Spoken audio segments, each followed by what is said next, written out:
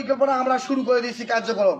এখন ওরা তিস্তা বাঁচাও, কেউ কেউ মজা করি বলে যে তিস্তা বেচাও, এই আন্দোলনের নামে লক্ষ লক্ষ কোটি কোটি টাকা তারা নিচ্ছে, নাই?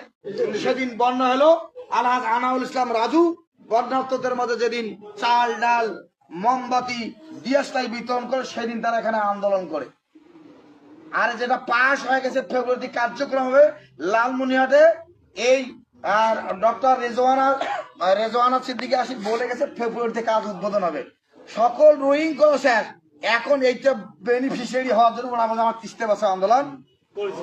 এর আগে যখন আপনি উপমন্ত্রী ছিলেন, আপনি যখন লালমনিরহাট থেকে ওই পাশে বাদ দিলেন, তখন আপনি এই যে দহগ্রাম থেকে এইটা দেখেন নাই? মানুষ কাজ উজান থেকে করে না, ভাটি থেকে করে। তা উনি হলেন ভাটির মন্ত্রী, উনি ভাটি থেকে শুরু করছে। আর মানুষকে এখন উনি দেখায় যে আমরা তিস্তা বাঁচাও করবো। এতদিন কি করছে, ক্ষমতাটা ছিলেন। সুতরাং এটা হয়ে গেছে পাস, এইটা দিয়ে মানুষকে ধোকা দেওয়া যাবে না। প্রিয় পারুলিয়ার